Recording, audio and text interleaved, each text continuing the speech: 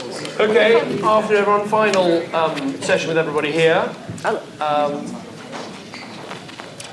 Can everyone take their seats? I'm going to abuse Chairman's privilege by asking the first question to kick things off. I was talking to Pravin outside. I think it's an interesting question, and he had a very interesting answer, which is when the Mandela presidency started, obviously there was an amazingly high degree of state legitimacy in South Africa. People were full of enthusiasm and belief in not just the president, but also the institutions that were being established. And obviously, one can see that things have slid since then. And so I asked Pravin the question, what could have been put in place in 94, 95, 96 that could have helped to maintain higher levels of state legitimacy and prevent the emergence of corruption? Is it better scrutiny? Was it more transparency? Is it rules about appointments? What are the things, if you could rewind and put in place safeguards, what would you have put in?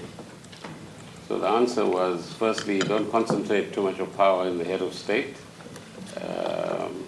particularly in terms of appointments to the key institutions.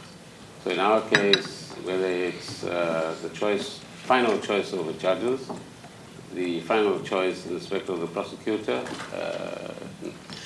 National Prosecuting Authority, the head of the police service, and so on and so on and so on. So all of those are presidential appointments. What's important is to have checks and balances. And the nature of checks and balances will change depending on circumstances within a country, but also experiences elsewhere in the world, which will keep teaching us. But democracy and its institutions are an evolving phenomenon. It's not a static state thing. And if we are not alert enough to these developments, we can keep making mistakes. The second, perhaps, which I didn't give you as an answer, is the role for civil society. Because in the last 18 months or so, it's civil society organizations that have played a critical role in resisting certain types of behavior on the one hand, and protecting what is good, but also challenging that which is bad within a society. And I'm sure that's seen in many other countries as well. Thank you.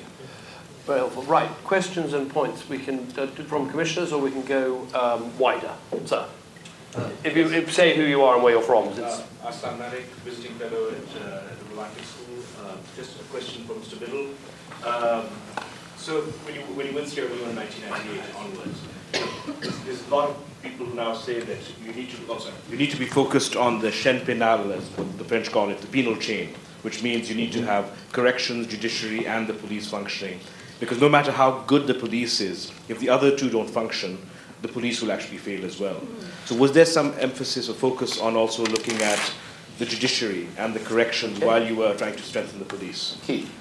Yeah, well, first of all, the first project was the police project and the military projects. But there was also a law development programme which I think the British government put about 5 or 6 million into. That didn't succeed for a whole lot of reasons. Possibly it wasn't particularly well resourced. It was resourced with local people as opposed to having an international dimension to it. And so it failed. The next series of programmes, which came in 2004, did exactly what you said. But then they decided that insufficient money had been spent on the judiciary and the prison service and took it off the police. So the police went backwards for about 4 years, and then another project came in and put them back on track.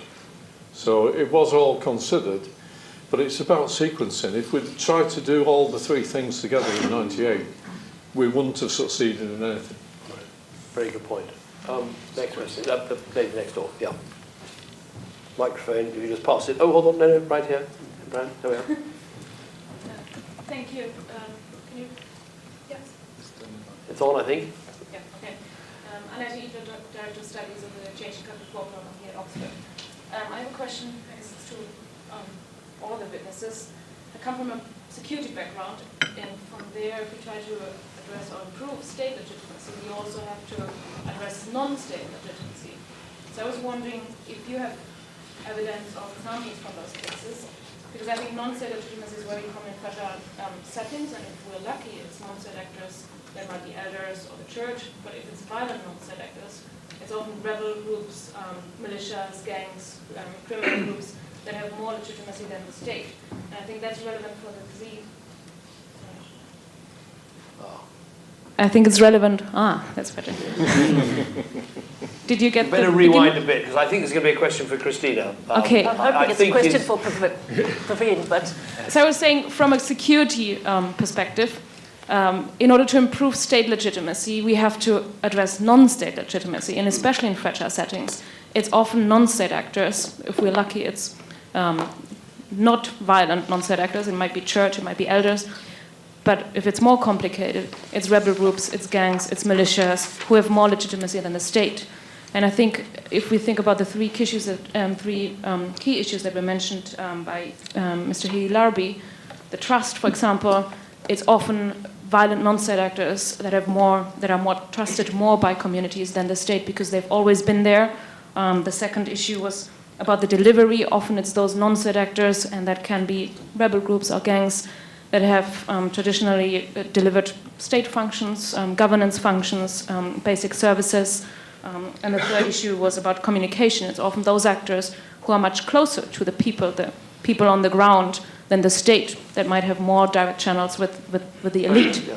So then what do we do if it's those non-state actors that are competing against state legitimacy? Are there any examples of cases where this has been addressed successfully? Because especially in transitions, once there is a power vacuum, it's those rebel groups or gangs, criminal actors that are more efficient than the state. I think it's one for you, Christina. There have been examples of countries where non-state actors are delivering the services and have the legitimacy, and how do you help fold that into a successul state-building process? I was just repeating it to give you even more time to think about it.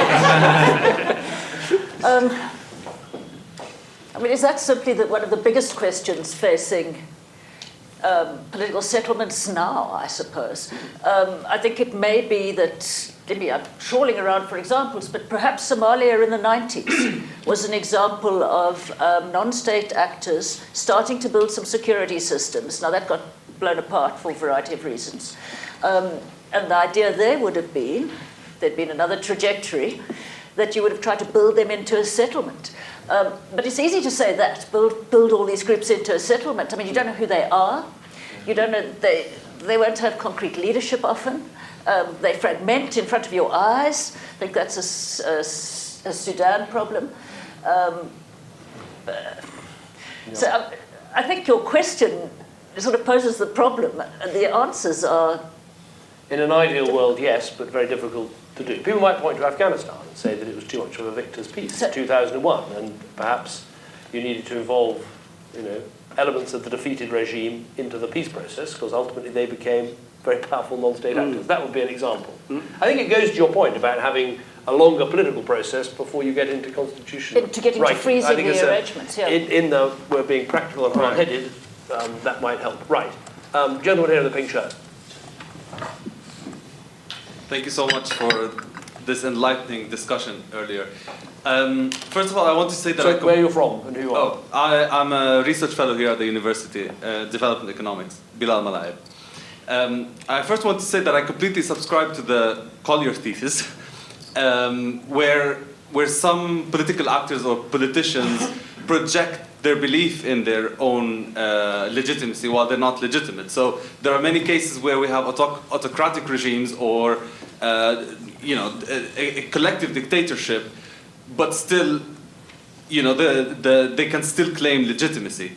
Now, I come from a completely failed state where the politicians believe very firmly that they're running a good governance mechanism. So I want to take it back to the issue that the gentleman over there pointed out on judiciary. And I wonder whether, in terms of sequencing that one of the commissioners talked about, it would make sense to start off with a system of checks and balances and a judiciary system that not only prevents crime of the general population, but really keeps the politicians in check so that they don't exercise power in their own interest. Okay. I think that's more of a point than a question. It's a point for us to take into account, but anyone can join in if they want to.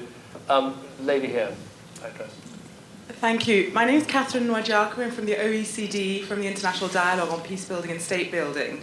And I had a question/comment about the way we're thinking of legitimacy and the state function. There's an increasing body of work that is challenging the idea that the state, in order to be legitimate, needs to be seen to be providing services. I mean, I'm sure many of you are familiar with this work. It's challenging us because we have been the ones pushing the idea for many years at the OECD that state building, the state building agenda, has its roots in the idea that you need to build a legitimate state. So I just wonder what your reflections are on this idea that, in fact, rather than service provision, what we need states to do is make sure that there are processes in which they are communicating to build the trust, and that they don't necessarily need to be the ones at the centre of the service provision agenda. It's quite controversial in our community, and so I just want to throw it out to the commissioners to find out their thoughts on that, whether we can de-link service provision from legitimacy and how that plays out in these different contexts. Thank you. Okay. Do you mean that whether the state has to provide them themselves, or they can be provided on behalf of the state by someone else, or something completely different, they can be provided by a non-state actor? Any of those, and what that means in terms of what we're saying about legitimacy. Right, okay. Donald might want to come back on that. I think you're shaking your head very vigorously, but let's hear from the lady over here. My name is Prashta Karim. I'm from Afghanistan. I'm doing an MPP here. I wanted to ask that in situations of fragile state, security is one of the most crucial public goods, but sometimes we understand that armed anti-government groups are supported by our neighboring countries or regional powers. How do we deal with such neighbors or regional powers when their interest is quite different than our interests? And I would be happy if any of you would answer. Can't think who you're thinking of.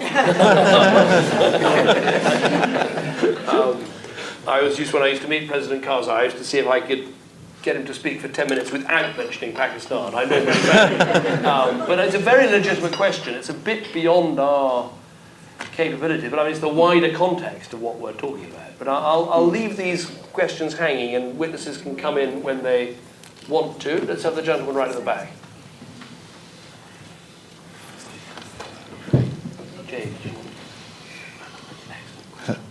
Hello, my name's Richard Murray.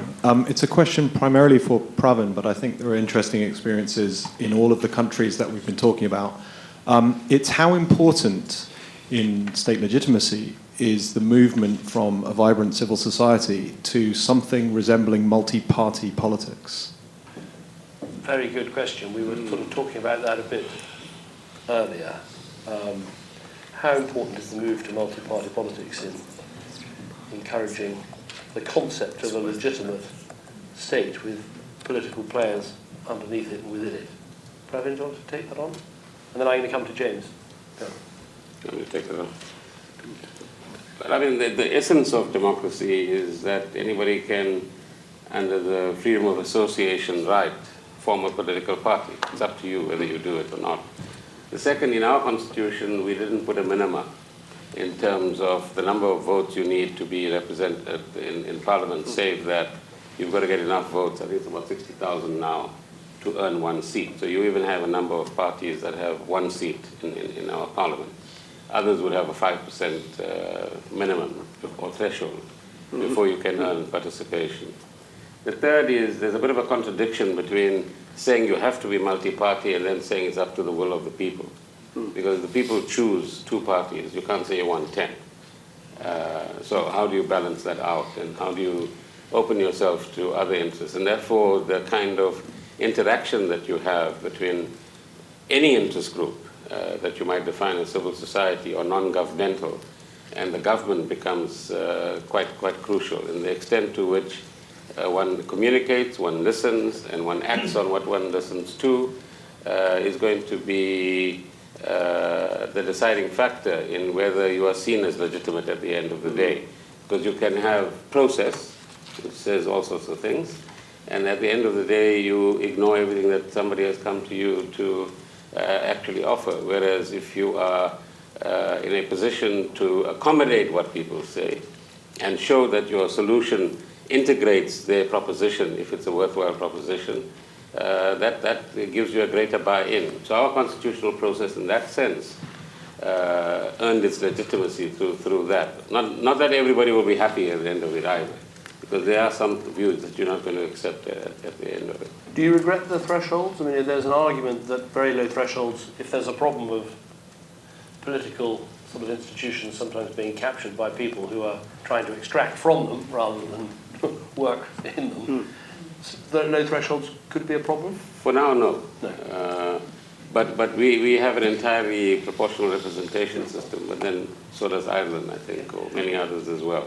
James and then Donald. Well, one quick thing for Mr. Biddle and one for Mr. Larbi. At a previous session, we heard arguments that post-conflict and post-fragile states, a different kind of police force is especially called for, and that we're not, the international system's not doing a good job here, which is you need something more like carabinieri than community-based policing on the model of what happens in OECD countries. And I'm just curious about your thoughts on that, understanding that you say what the key thing is what the people there want. For Mr. Larbi, it's a very interesting case, and I wish I knew, and I apologize for not knowing more about it, but it's kind of puzzling that an election brings to power a government which then does things which, by your account, are not widely liked. Then a technocratic government comes in, holds some sort of national dialogue, which does a better job than elections, apparently, of producing a sense of what should be, popular will and consent. What is it? Is there a model here for like how you do? I mean, how do you do a consultation or a dialogue here in a way that's productive? I mean, you didn't explain, or at least I didn't get how. I mean, the divisions are apparently quite large. I mean, the people who came to power and did the things which you say are unpopular, I doubt that did they get completely on board with the national dialogue? I mean, how do you deal with the fact that there must have been very strong divisions here? Okay, Keith, first on the gendarmerie point. Well, yeah. It's a good question, actually. And I'm trying to think of a concise answer.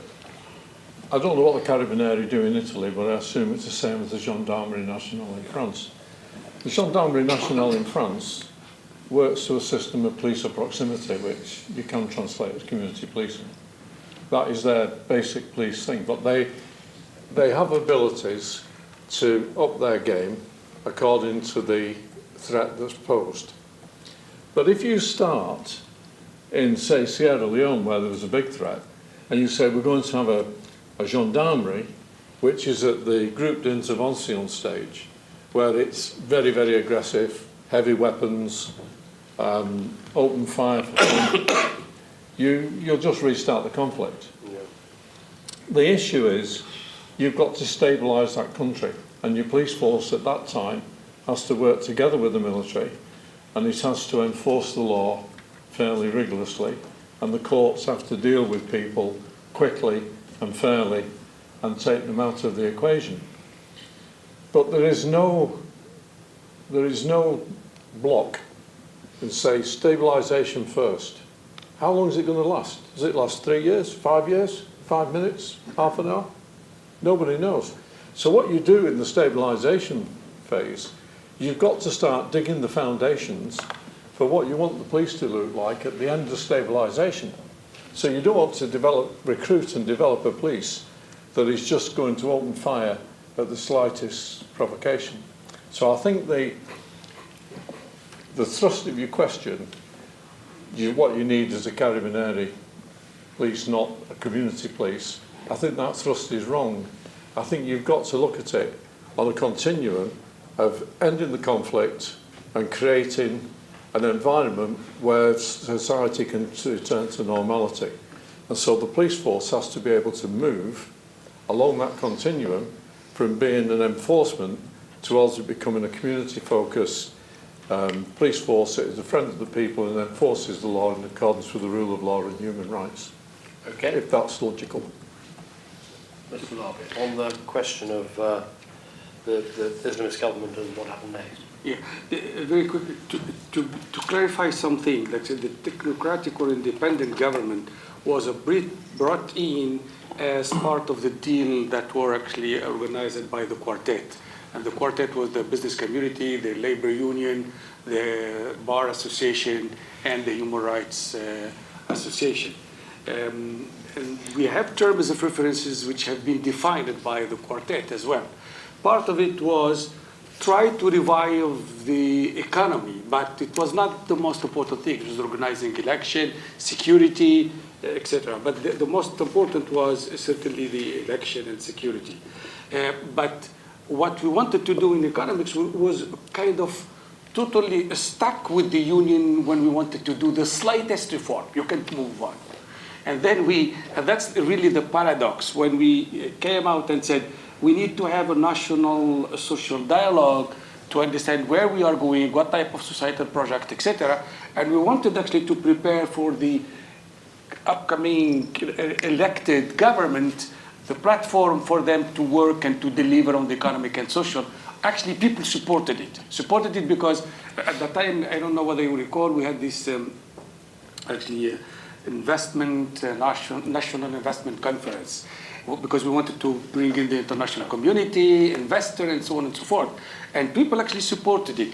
Now, we know that some of the government that was actually dismantled didn't like it, but civil society supported it, people supported it, and particularly the business community and the trade union, provided that we don't do the structural reforms, they supported it.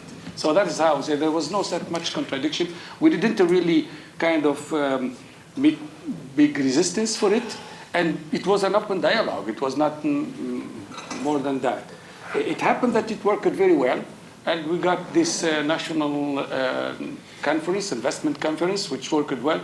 Did it actually bring anything to the country at the end of the day? None. None. Why? Because the elected government came with a new type of program, and that we were going to have our national investment conference, which they did a year later. You see what I mean? So actually, there is an issue here in terms of continuity of institution and particular position. Presumably, Donald's going to be next, but it goes to Donald's point about the dangers of winner-takes-all constitutions, particularly in a country like Tunisia, where you've got a block of people who want a much more Islamized society and a block of people who don't. And if you have a winner-takes-all system, you can end up with something being posed on the other half of the public that don't want it. And that was the danger of the way things were set up. But I don't want to preempt you. Donald, over to you. Yeah, I will pivot that question to Pravin, and I'll put it this way. If a legitimate government is unable to deliver, logically it will be thrown out of office. So that is the extension of legitimacy. But I think we're in a situation whereby a government fails to deliver, and there's no mechanism of removing them from office.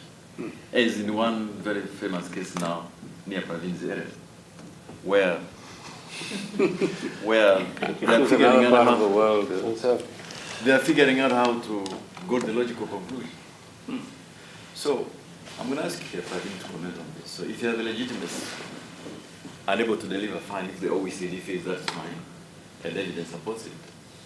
But if there is no mechanism of actually then penalizing them, so what happened? That is what I want to ask Pravin to comment on. Maybe you can take it back to the OECD. But I have a second little problem also with maybe Mr. Larbi. I was in Tunisia at the time of the revolution. So typically in these fragile states, when guns have gone silent, it is the militias who become the ones to provide security. Militias from different components. There's now in South Sudan, or as you can see in the Côte d'Ivoire at the moment. Now, Tunisia, the army stayed together, never fell apart. Yeah. But in South Sudan, maybe you have got 4, 5, 6 militias trying to become a security force. Same in Côte d'Ivoire. Would you agree then that actually what enabled your country to stay together was the fact that the security forces were never politicized? Why don't we do that one first, and then Pravin can take on the question about countries in the neighbourhood. Yeah, I agree. I would turn it, the question, why did it happen in Tunisia?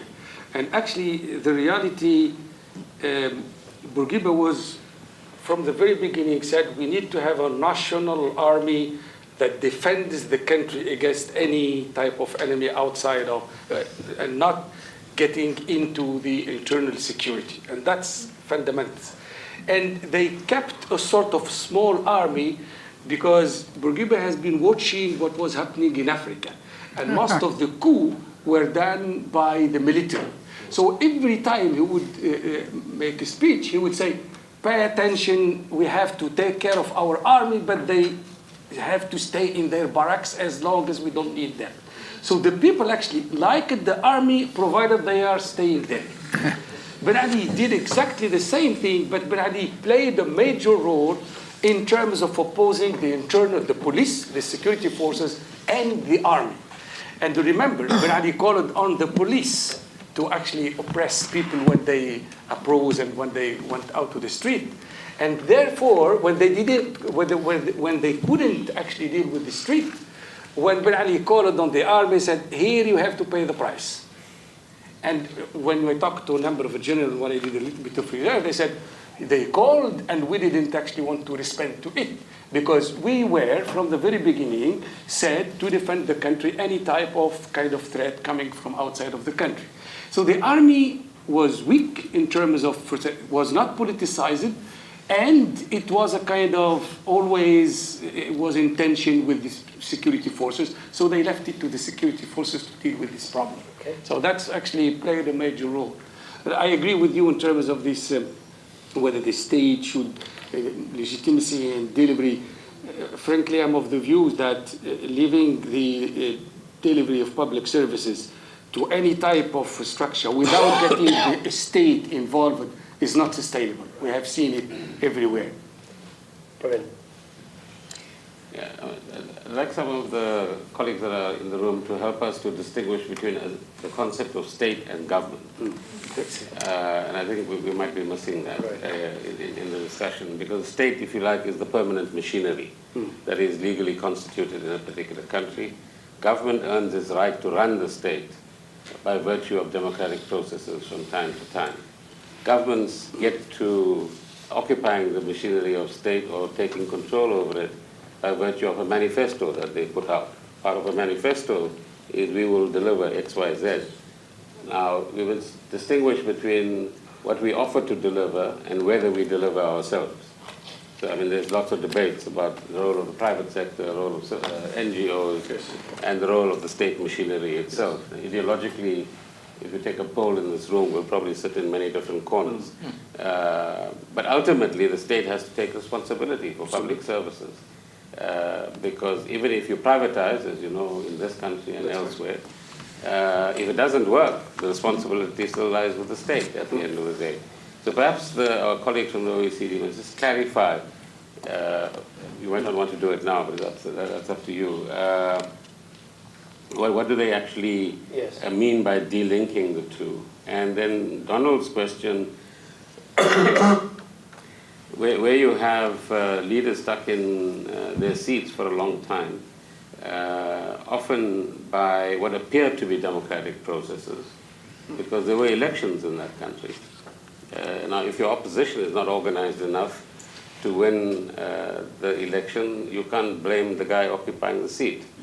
And so there are all these weaknesses in the democratic model, so to speak, amongst many others, by the way.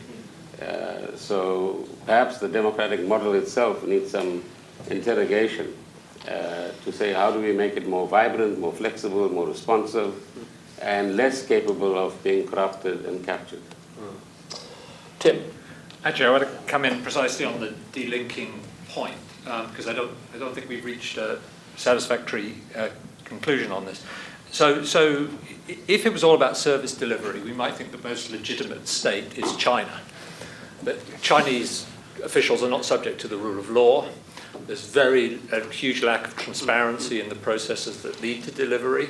There's almost no sanction for poor performance except what comes from the top down of senior officials. And I think that's why we need to de-link, because it's clearly not true that delivery of public services is sufficient for what we would call reasonable notions of delivery. And this comes to the discussion we had in our academic session this morning, where when you look at citizens' views of what legitimacy is about, they put a huge weight on processes, not just on outcomes. And I don't think we've had a significant, sufficient discussion of that now. And I think that perhaps what our colleague from the OECD was also driving at. And I think we need to put the role of process, because I think the China example is a particularly challenging one, if we really think that we can reduce this down, or if we excessively reduce this down to just the delivery dimension.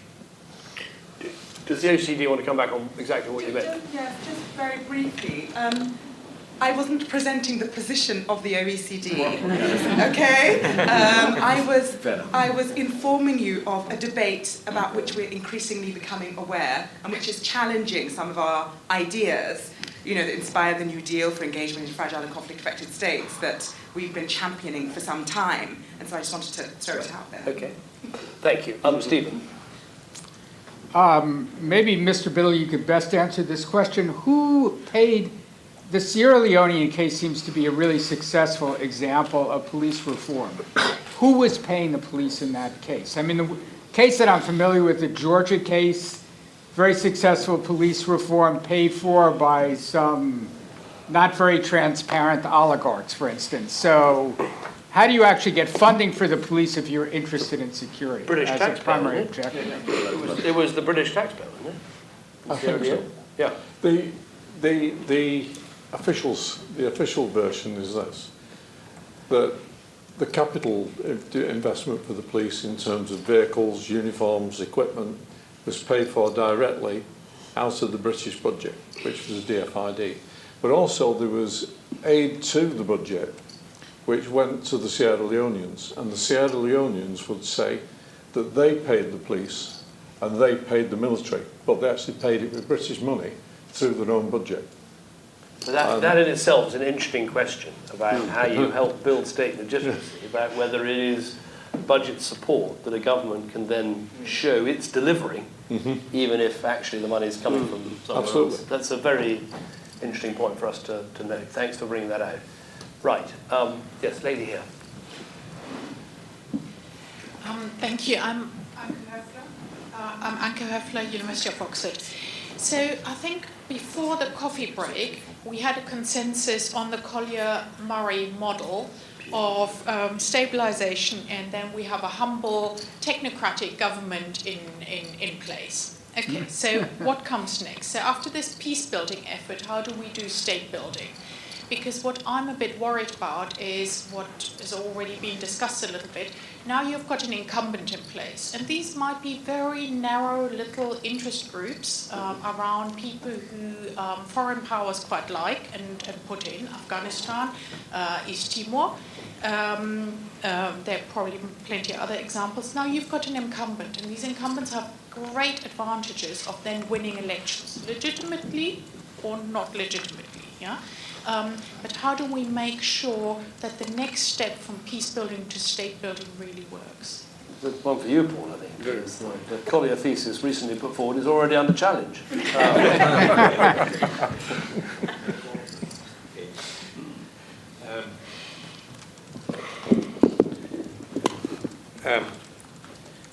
Okay, well, I don't know. I think the next, I'm loath to give up on an extended phase of power sharing, because I think wounds don't heal rapidly, and if rival groups get the sniff that this is just a temporary transition, we'll soon be through it, it never becomes a reality of learning how to work together. And so I'm in favour of an extended period of modest degree of legitimacy, which disciplines the government through humility into constantly maintaining trust.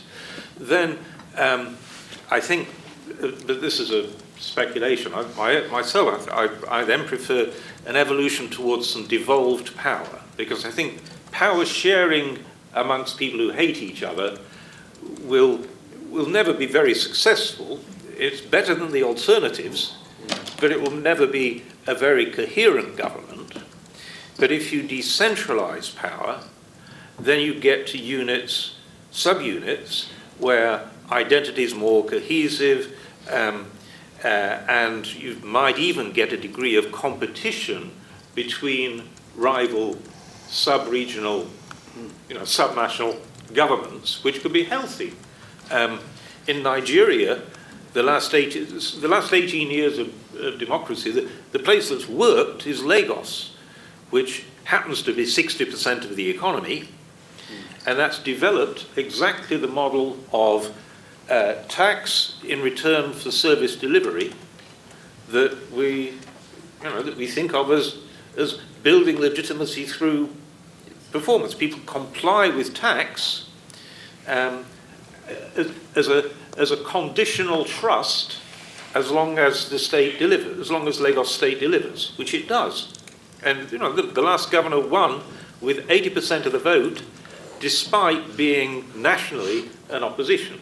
That was the fact that they were in national opposition was a sort of existential threat. They knew if they didn't deliver, they'd get squashed. Okay, let's hear from over here, and then gentleman in the middle, and then we've got a couple of questions over here, and then we may find that. Oh, sorry, I've got a couple more in the middle. We've got a few more to go, and then we may wind up a little bit early. I am Osama Rouhani from Yemen, and I'm doing my MBB in Bristol University. I want to just touch base on the experience of Yemen post the uprising of 2011, and I think of the main reasons that this process has failed is because we didn't have the political process was illegitimate, and because they overlooked the delivery of basic services and even the top-down perception of the local grievances. But the main reason behind the failure, I believe, is the dominance of the international ideas over the local process. They came with these interesting ideas and these interesting models that are very tempting, but they're actually neglecting or overlooking the social political structures of Yemen. And so there has been focused on what are the priorities, what should be done, but I believe that we should not jump into those conclusions, but we should focus on the process. And my question is, what are the factors that should be considered in establishing a legitimate and effective process that can define the rules of the game to have that will help the post-conflict state building? Another question is for the community policing. I've been just thinking about one of the cities in Yemen, Aden, the south of Yemen. We have now different groups within one city. Some are extremists, some are not, and there's this huge difference. And if we would apply the model of the community policing, we're actually making more conflict, and that would lead to more conflict. Is there any other approaches that should be dealt with security on the local level? Because I don't think modeling is always a good option to use. Thank you. I don't want to preempt, but I think Keith would say you need stability first before you can put the policing model in place, and that's probably the challenge. But I totally agree with you. Yemen has been the greatest failure I saw of an international consensus where everyone agreed what needed to be done, and it turned out to be a complete and utter failure. Maybe we need to address that in our report about why it went so badly wrong. Let's take a few more questions before... May I just come in on Yemen? Sure, please. I've worked in Yemen. The problem in Yemen is that, different than Sierra Leone, there was not a consensus within the political community and the government as to how to go forward. Everybody knew that having 8 different police forces doing the same thing in Sana'a was the wrong thing to do, but the Minister of Justice didn't believe the police should be improved. His ministry should be improved. The Minister of Defence believed it should be the army. So the Minister of the Interior got no traction. So the actual reform of policing just stuck in place until we all had to pull out. So it didn't actually make any traction because the problem was inside the government where they hadn't got an agreed strategy to go forward. Very clearly put. Thank you, Keith. Sir. I'm Paul Dunn from the University of Cape Town. I was just thinking about the fact that at the time these things are happening, there must be issues of consistency between economic policy prescriptions and delivery, and the degree to which, we haven't really discussed it, the degree to which this is actually having an impact. So if the World Bank's imposing some sort of conditionality on a country and it's trying to provide a certain amount of delivery that it feels it needs, these could be completely inconsistent, and how do we deal with that? I think we're doing economic development, particularly private sector development, in another session, and I think we must address that interaction between international prescriptions and how a government and the local economic policy is performing. I think probably we'll do that another day, but we mustn't forget that point. We had some questions over here. Lady here.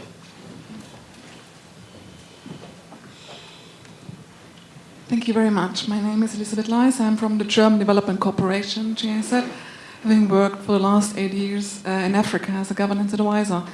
I have two questions. One very technical question to Mr. Biddle. You were talking about a variety of policing standards in African countries. How do you assess the attempt by the African Union to come up with unified policing standards? That would be my first question. And the second one is on the will of people, and because it was often mentioned, you need to look for solutions the people want, particularly in post-conflict situations. Having been a governance advisor, maybe I can share a dilemma with you, what we have observed. Which will and which people? Very often you have these keywords in development cooperation, ownership and participation. But what is actually meant by ownership? You have the ownership by the elites and the participation by the people. So what very often happens to donors that you start supporting 5 consultation processes organized by the elites to get a kind of a fake or a confirmation of their legitimacy. I've worked in Kenya. I would say they don't need legitimacy in the real sense. They have the power to stay in the power. So what I'm saying is, actually, I see our role more as a broker between the will of the people, whatever it is, and the interests of the elites. But in post-conflict situations, time is crucial to utilize the peace dividend. So how do we go about it between these various interests? Okay. Thank you. Keith, why don't you take that on? And I can take a couple more questions, and we're probably going to finish by 3:30. Wow. 2 or 3 I can see. So. Well, the first part of the question is fairly easy. The standardisation that the African Union is proposing is necessary for them to work together in regions. So there is some necessity, but it's a bit like the European Union, in actual fact. For the British police to work with the French and the Belgians, we're not on the same standard of law. The common law in Britain doesn't easily gel with the continental law. Conversely, Scotland can actually work very easily with them, because their law is more like that than the English law. So they're going to have to get over that problem. But we got round it with the European arrest warrant. But our ways round it if they think it through. So it's a good thing that they're trying it out and they're trying to think an African solution. Now, your second point, I have to admit that I lost the theme of it. I'm deaf in my left ear, so you're on the wrong side.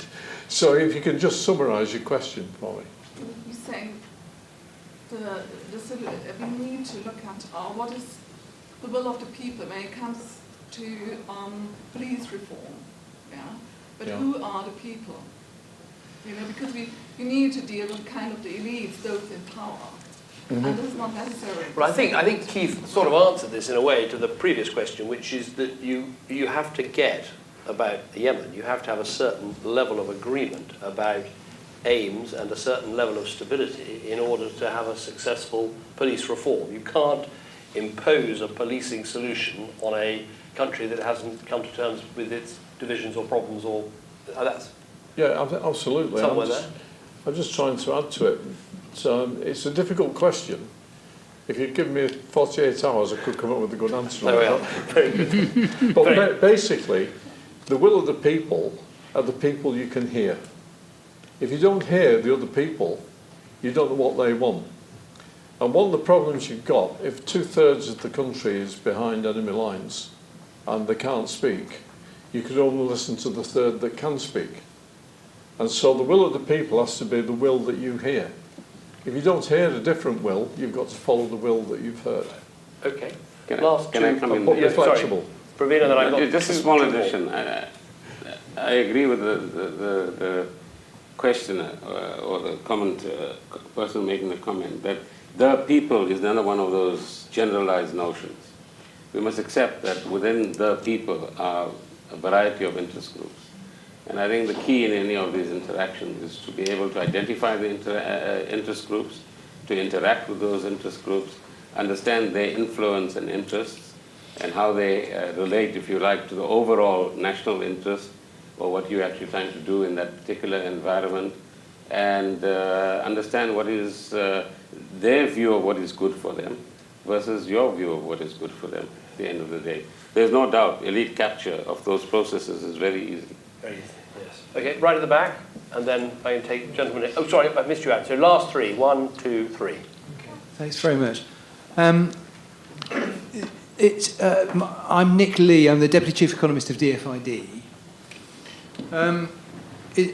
It's often a dilemma for us whether we concentrate on the drivers of a rule-based system,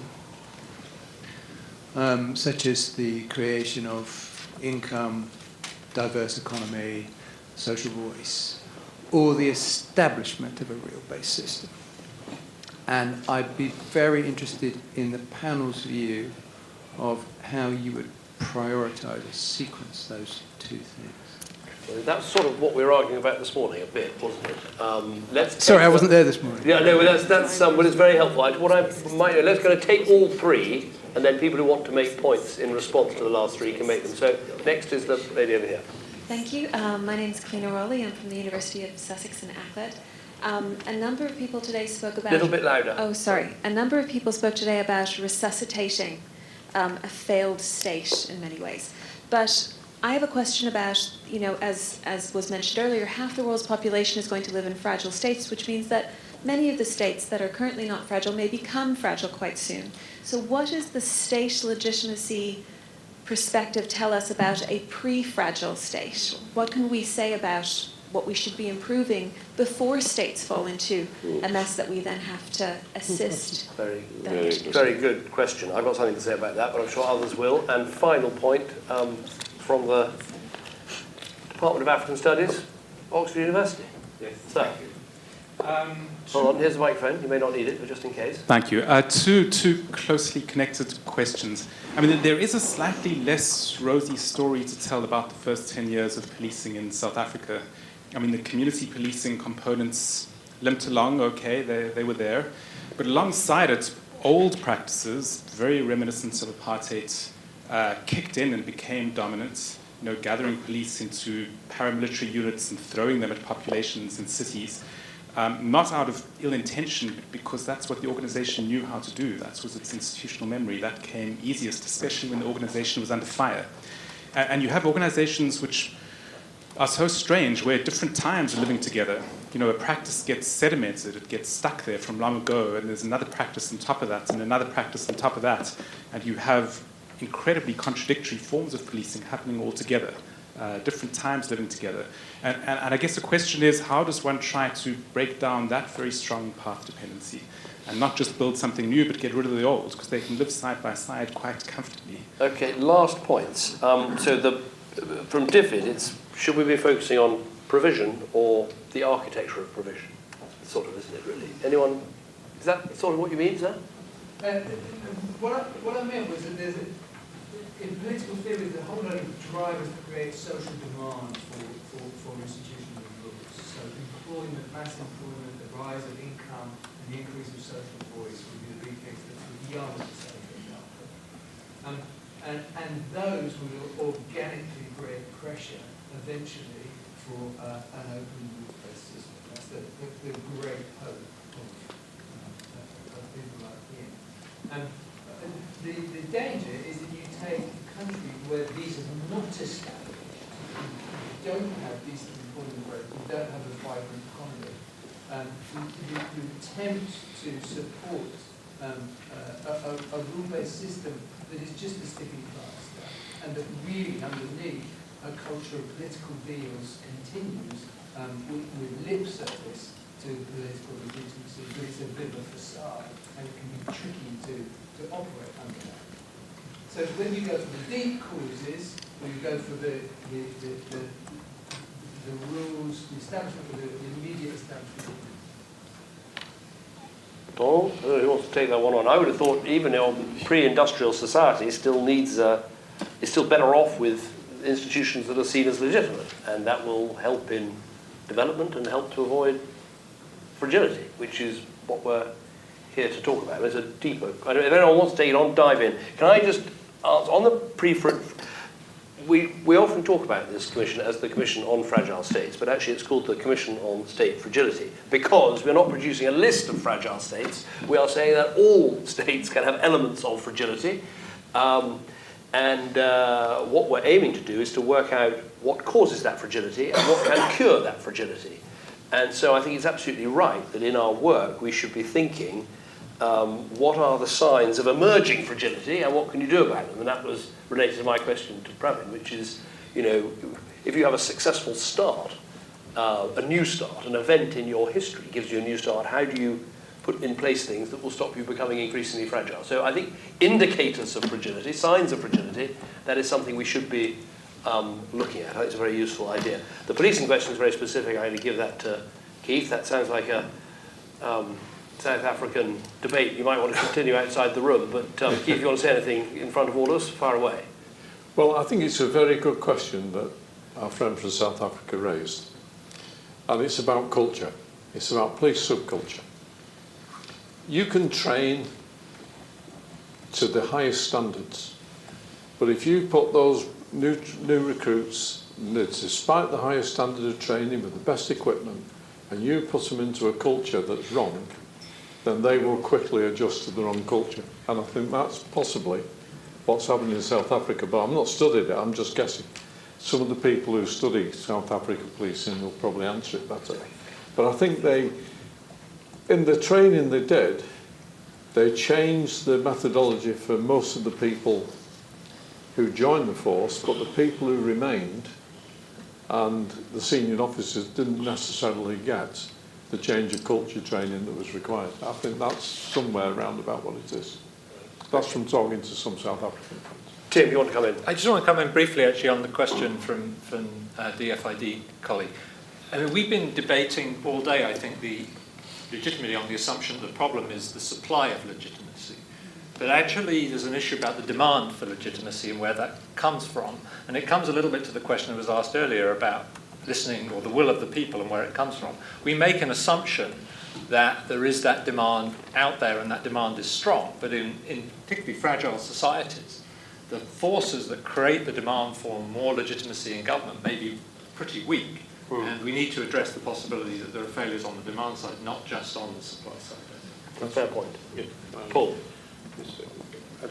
I think, one way of focusing down to a rather more narrower agenda, what we've been trying today, is to say we're trying to work out how do you build reasonable compliance with government, and you can think of that as how do you build willingness to pay tax, willingness to obey basic laws that give security and so on.